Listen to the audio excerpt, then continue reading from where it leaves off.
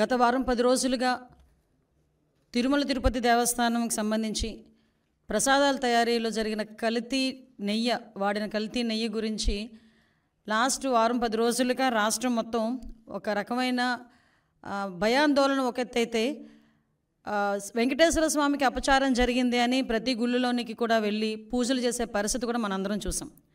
ఇవన్నీ ఒక పరంగా వెంకటేశ్వర స్వామి భక్తులుగా జరుగుతూ ఉంటే, ఒకవైపు నుంచి రాజకీయ దుర్బుద్ధితో దీన్ని కూడా రాజకీయం చేయాలి అని చెప్పి అతని హయాంలో జరిగిన తప్పుల్ని కప్పిపుచ్చుకోవడానికి చంద్రబాబు నాయుడు గారు గౌరవ ముఖ్యమంత్రి గారి మీద ఎదురుదాడి చేయడానికి సిద్ధపడి గౌరవ పులివెందుల ఎమ్మెల్యే గారు తీసుకుంటున్న నిర్ణయాలు చూస్తూ ఉంటే నిజంగా ఎప్పుడో అతన్ని పులకేసి అనేవారు, కానీ ఇప్పుడు నిజంగా పులకేసి ఏదో 2 or 4 పెట్టాలి మనం కూడా.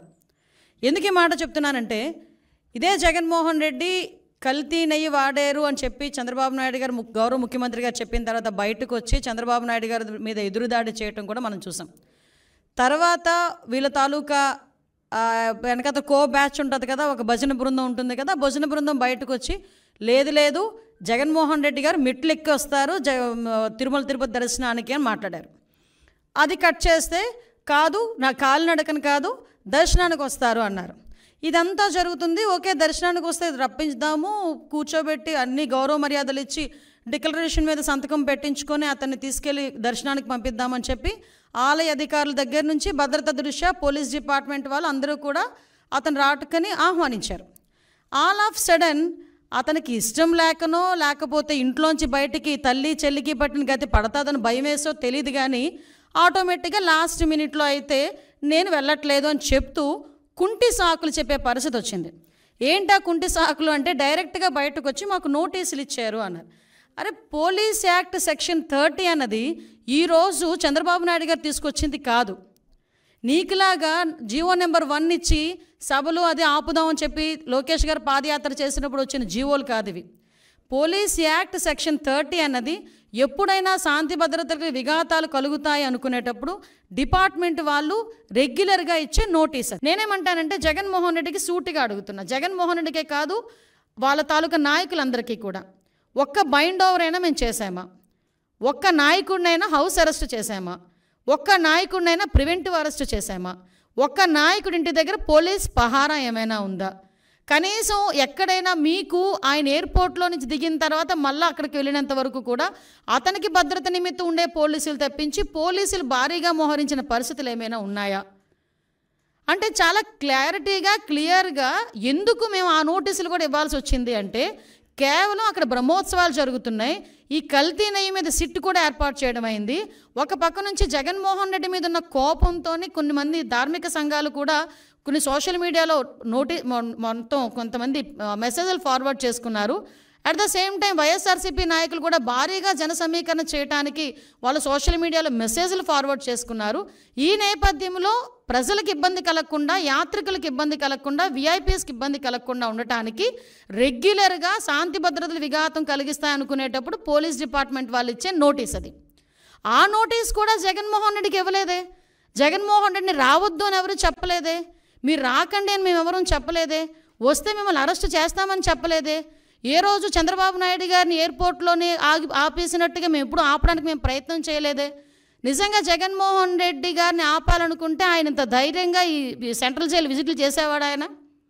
ఎంతమంది సెంట్రల్ జైల్లో ఉంటే విజిట్లు చేశాడు ఆయన? మేము ఎప్పుడైనా ఆపామా?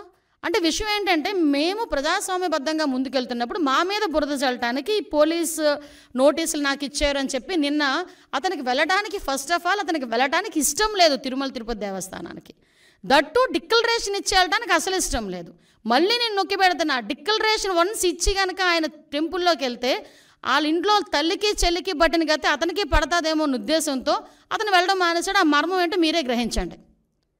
అంటే విషయం ఇది అయింది. తర్వాత ఈరోజు ఒకవైపు నుంచి తిరుమల తిరుపతి దేవస్థానానికి బ్రహ్మోత్సవాల టైంలో రాజకీయ నాయకులే కాదు, సుప్రీంకోర్టు జడ్జెస్, వివిధ విఐపీలు అందరూ వస్తారు. ఆ భద్రత కూడా మాదే బాధ్యత. ఆ భద్రత నేపథ్యంలో మేమందరం కూడా ఎట్టి పరిస్థితుల్లోని శాంతి భద్రతలు విఘాతం కలిగించకూడదని చెప్పి నోటీసులు ఇస్తే దాన్ని ఈ రకంగా మాట్లాడి టాపిక్ని డైవర్ట్ చేయడానికి నోటీసుల వైపు తీసుకొచ్చాడు. ఇతగాడు మళ్ళీ మేమేదో డైవర్షన్ పాలిటిక్స్ చేస్తున్నామని మాట్లాడతాడు. అని ఇప్పటికీ కూడా మేము స్టాండ్ అయి ఉన్నాం. కల్తీ నెయ్యి ఉంది, కల్తీ నెయ్యి అయితే లడ్డూ ప్రసాదంలోని కల్తీ నెయ్యి చేర్చారు, కల్తీ నెయ్యితో ప్రసాదం తయారు చేయబడింది.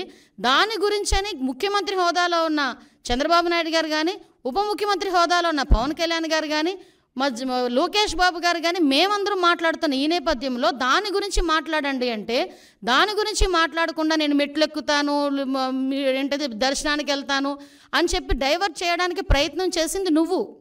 ఈరోజు మళ్ళీ తిరిగి డైవర్షన్ పాలిటిక్స్ అని చెప్పి మా మీద మాట్లాడే పరిస్థితి కనిపిస్తూ ఉంది. ఈ నేపథ్యంలో ఒక గోల్డెన్ వర్డ్ వచ్చింది నిజంగా, లడ్డు నాణ్యత అట, లడ్డు టేస్ట్ అట. అరే నాకు అర్థం కాంది, జగన్మోహన్ రెడ్డి ఏ రోజైనా లడ్డు టేస్ట్ చేశారా? తిరుమల తిరుపతి దేవస్థానం ప్రసాదం లడ్డూని ఆశీర్వాదానికి అక్షతలు వేస్తేనే 10 సార్లు దూకున్నాడు, అక్షంతలన్నీ అయిపోయినంత వరకు. ప్రతి టీవీ వాళ్ళు కూడా చూపించారు. అది ఎక్కడ? మండపంలోనే. ఎక్కడ ఆశీర్వాదం ఇచ్చిన ఆ మండపంలోనే. ఇంకా సాల్వ్ అయ్యక ముందే అక్షంతలు వేసిన దానికి, ఆ పంతులు అక్షంతలు వేసిన దానికి మనమైతే ఆ అక్షంతలు ఎప్పుడు ఉంటాయా? ఉంటే బాగున్ను, రోజంతా ఉంటే బాగున్ను, ఆశీర్వచనం అనుకొని మనం చక్కగా బయటకు వస్తాం. అక్కడే 10 సార్లు దువ్వాడు ఆ క్రాఫ్ని. దువ్వేసి తీసేసినోడు ప్రసాదం గురించి మాట్లాడుతున్నాడు. తప్పిసారి ఎవరైనా ప్రసాదం ఇస్తే టిష్యూ పేపర్లో చుట్టూ పక్కకి పెట్టే వీళ్ళు లడ్డు నాణ్యత గురించి, టేస్ట్ గురించి ఈయన చెప్పడం, మేము వినడం, అది మా దౌర్భాగ్యం. వీళ్ళు జరిగిన తప్పుని కప్పిపుచ్చుకునే ప్రయత్నం చేస్తున్నారు తప్పించి, జరిగిపోయిన తప్పుని జరిగిందని ఒప్పుకోవడం కానీ, దానికి క్షమాపణలు కోరడం కానీ జరగట్లే. అది కనిపించట్లే. ఆవిడ అనకూడదు కానీ స్పీకర్ పొజిషన్లో ఏం మాట్లాడతాడండి? ఆవట పామాయిలు ఈ సంబంధించిన ఆయిల్ ఫుడ్ ఎక్కువ తినేసిందంట, అందుకని ఆ వచ్చిన పాల్లోనే, అందులోకి వచ్చిన నెయ్యిలోని కూడా కొవ్వు కలిసిందట. ద గ్రేట్ జనరల్ సెక్రటరీ, అతను పెద్ద లాయరు, అతగాడు మాట్లాడతాడు, పంది కొవ్వు రేట్ల గురించి మాట్లాడతాడు. అంటే వీళ్ళ తాలూకా స్థాయి, వీళ్ళ తాలూకా ఆలోచన పరిజ్ఞానం ఎలా ఉందో ఆలోచించండి. అంత కాస్ట్లీ పంది కొవ్వట ఈ నెయ్యిలో కలిపేస్తారా అని అడిగాడు. అంటే అతగాడి తాలూకా తెలివితేటలు ఇలాంటి వాడిని పెట్టుకుని చేశారు. దీవన్నిటికీ కూడా సిట్ ఏర్పాటు చేస్తే, సిట్ కూడా సొంత మనుషులతో చేయించారు సిట్ అన్నాడు. లేకపోతే సాక్షి ఉద్యోగస్తులతో ఏమంటారా? సాక్షి ఉద్యోగస్తులతో వేసేది సిట్ కాదయా, ప్రభుత్వ ఉద్యోగస్తులతో వేసేది సిట్. ఈ అధికారులందరూ కూడా నీవు పనిచేసినప్పుడు, నువ్వు ముఖ్యమంత్రి ఉన్నప్పుడు కూడా పనిచేసిన వాళ్ళే. ప్రభుత్వ ఉద్యోగులు, పోలీస్ డిపార్ట్మెంట్ వాళ్ళు ఒక ఐజీ ర్యాంకర్ని సిట్ ఏర్పాటు చేసి, ఆ సిట్కి మీరు సిట్కి మొత్తం అంతా రెడీ చేసి దర్యాప్తు చేయండి అని చెప్తే, ఆ సిట్ మీద కూడా మీరు కామెంట్ చేస్తున్నారంటే, మీరు తప్పుని కప్పిపుచ్చుకోవడానికి ఎంత ప్రయత్నం చేస్తున్నారు? మరి విజిలెన్స్ ఎంక్వైరీ వద్దు అని చెప్పి ఎందుకు కోర్టులకు వెళ్ళే పరిస్థితి వచ్చింది? అసలు యాక్చువల్గా ఈ తిరుమల తిరుపతి దేవస్థానం తాలూకా లడ్డు గురించి కూడా మాట్లాడకూడదు అని వీళ్ళు ఎక్కడో కూడా ఒక ఇది కూడా పెట్టారు, కేసు కూడా వేశారు. సుప్రీంకోర్టులో గ్యాగ్ ఆర్డర్ కోసం పిటిషన్ వేశారు వీళ్ళు. అసలు ఎక్కడ కూడా లడ్డు వ్యవహారం గురించి మాట్లాడకుండా ఉండాలి అని చెప్పి. అంటే వీళ్ళు చేసిన పొరపాటు తెలిసిపోతుంది అని చెప్పి ఎంత దారుణంగా మాట్లాడుతున్నారో మనకు అర్థమవుతుంది.